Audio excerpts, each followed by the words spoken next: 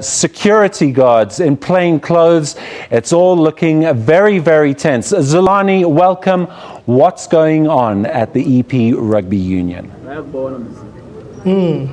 Yes, a very good evening to you. Yes, we are crossing live in Port Elizabeth this evening. 2015 was not a pleasant year for EPRU. We saw several players leaving the franchise, even the coaching staff, due to EPRU financial woes. Even MEC Machudina tried to intervene.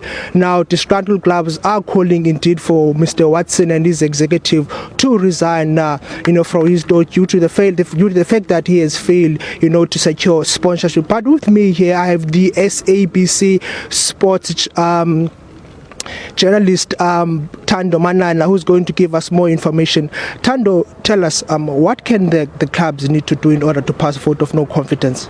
Look, I think firstly you need to have a quorum to be a 2/3 majority for you to sit for that special AGM. But funny news came in the week that the vote of no confidence was not on the agenda, and that raised a few concerns amongst the locals around the Eastern Province faithful supporters. But it was only heard on Tuesday evening, I think, on the radio show that certainly the guys had put it in at 4 o'clock, but it was not even put in by the executive of the Eastern Province. What led to that was, prior to the meeting starting, the complaint did come about. Remember, you do have 4 SARU representatives, and they had to vote it in, and they won it with a majority vote of 57-24, if the number is quite correct from what I got early on, which meant that the vote of no confidence did go on the agenda, which was also a victory for those anti-Cheeky Watson supporters. But also what then transpired was the follow-on of the financials. Remember, a previous one, fortnight ago or 22 days ago, the meeting was adjourned because they had to go back and redo the financials of 2015. So they started where they left off. Tando, just obviously today we see a different picture. We see a very strong police visibility. What can you read from this?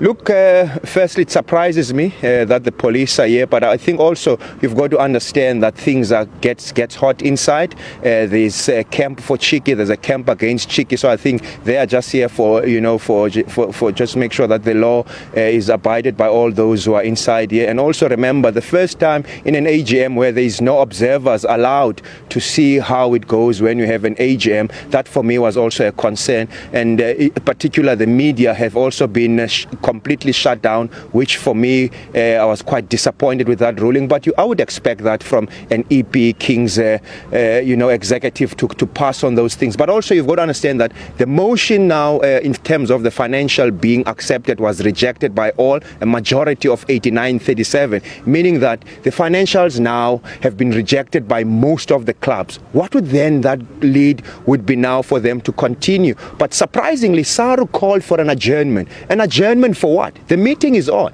It's 9 o'clock. People are hungry. They're not even being fed inside. So I just feel that there are tricks that are starting to creep in. But I think the clubs will have a say at the end of the day, where they've continued after that 5-minute break to continue moving forward. What it would lead now, Zolani, it would mean that the vote of no confidence, if it does not answer all the pointers that are put down on him, it would mean that he's got to adjourn and go outside and have an independent someone who sits in and oversees. If then that vote comes in and it's a majority, then it means that Cheeky Watson by tonight will no longer be the EP Kings president. What about the liquidation application that has been brought? Well, the liquidation will be on the 10th of March, and the amounts were also put down in court in terms of what the players want. The players want a settlement amount of 12 million, and that 12 million they wanted spread amongst all those players who weren't paid. Remember also that payment, or rather the last payment received by staff and also players, was the end of August. So if one were to count from August to now, no one has been paid any salaries, leading to now. That therefore saying that EP Kings coffers are empty, are dry. It's a drought, no finance that can take this union forward. And also, this is the second oldest union in the country, meaning that they might not even have to play Currie Cup later on in the year. Tando, obviously, Super Rugby kicks off this coming weekend, and there's still a dark cloud that hangs over EPRU. Do you think people or rugby lovers, particularly here in the Metro, can still have confidence in the the Southern Kings?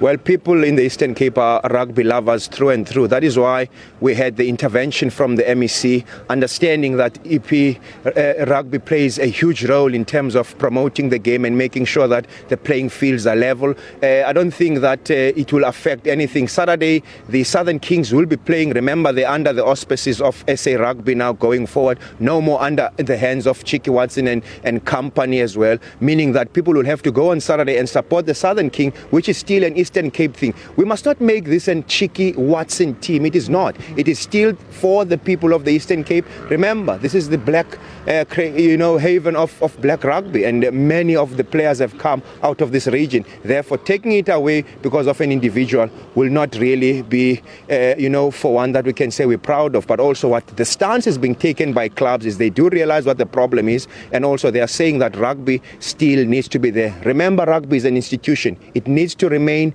inbound. We as human beings will always go on. That's why we need new leadership, because we do understand that the new leadership will take rugby to another level in the Eastern Cape. Right.